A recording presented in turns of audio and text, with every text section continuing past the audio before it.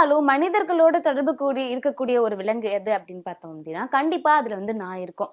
மக்கள் வந்து ஒரு பெட்டை வந்து அனிமலா வச்சுக்கணும் அப்படின்னா கண்டிப்பா முதல் இடத்துல எது இருக்கு அப்படின்னா நாய் தான் சொல்லுவோம். ஏன் அப்படின்னா நாயை பிடிக்காத மக்களே இருக்கவே முடியாது.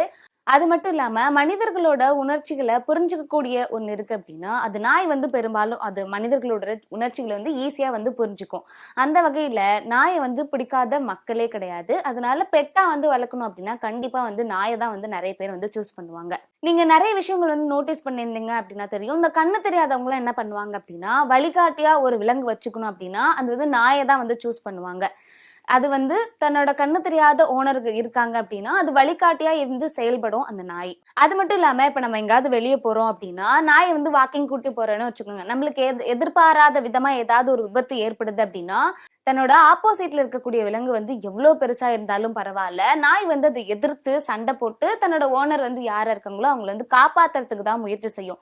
இதனால என்ன பண்ணுவாங்க அப்படின்னா நாயை தான் வந்து பெரும்பாலும் மக்கள் வந்து விரும்புவாங்க.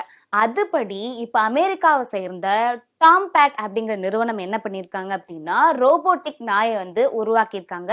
பார்க்கறதுக்கு நாய் மாதிரியே இருக்கும். ஆனா அது நிஜமாலும் நாய் கிடையாது. ஒரு ரோபோட்டிக் நாய் வந்து உருவாக்கியிருக்காங்க.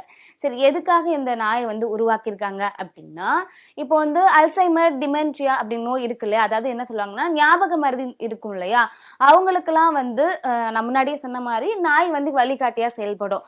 அதுக்காக இவங்க என்ன பண்ணியிருக்காங்க அப்படின்னா ஒரு ஏஐ ரோபோட்டிக்கை வந்து தயார்படுத்திருக்காங்க நாய் வடிவத்துல. அந்த நாய்க்கு வந்து பேரும் வச்சிருக்காங்க. அந்த ரோபோட்டிக் நாய்க்கு வந்து என்ன பேர் வச்சிருக்காங்க அப்படின்னா ஜீனி அப்படின்னு சொல்லி வச்சிருக்காங்க. இப்ப சாதாரண நாய் இருந்துச்சு அப்படின்னா நம்ம உணர்ச்சிகளை வந்து ஈஸியா புரிஞ்சுக்கும். நம்ம சோகமா இருக்குமா மகிழ்ச்சியா இருக்குமான்னு சொல்லிட்டு தன்னோட முகத்தை பார்த்தே அது புரிஞ்சுக்கும். சரி, இந்த ஏஐ ரோபோட்டிக் வந்து எப்படி செயல்படும் அப்படின்னா தொடுதல் உணர்வு மற்றும் தன்னோட வாய்ஸ் இருக்கு இல்லையா, நம்ம ஏதாவது பேசணும் அப்படின்னா அதை கேட்டுட்டு அது மூலியமா செயல்படும் அப்படின்னு சொல்லி சொல்றாங்க. அது மட்டும் இல்லாம இப்ப எப்படி மற்ற ரோபோலாம் வந்து நம்ம செல்போன்ல கண்ட்ரோல் பண்ண முடியுமோ அதே மாதிரி இந்த ஏஐ ரோபோட்டிக் வந்து நம்மள செல்போன் மூலமாவே அதை கண்காணிக்கவும் முடியும், அதை கட்டுப்படுத்தவும் முடியும். அப்படிங்கிற மாதிரி இந்த ஏஐ ரோபோட்டிக் வந்து தயார் பண்ணியிருக்காங்க. அந்த நாய் வந்து பாக்குறதுக்கு அச்சசல நிஜமான நாய் எப்படி இருக்குமோ அதே மாதிரி தான் இந்த ரோபோட்டிக் நாயும் வந்து தயாரிச்சிருக்காங்க.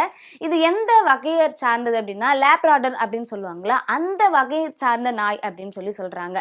பாக்குறதுக்கு குட்டியா அழகா வந்து இருக்கு. இது அமெரிக்காவில் இருக்கக்கூடிய டாம்பேட் அப்படிங்கிற நிறுவனம் தான் இந்த ஏஐ ரோபோட்டிக் வந்து தயாரிச்சிருக்காங்க. அந்த நிறுவனம் வந்து என்ன சொல்றாங்க அப்படின்னா கூடிய சீக்கிரம் விரைவில் வந்து இதை வந்து அறிமுகப்படுத்த இருக்கிறதாவும் தெரிவிச்சிருக்காங்க.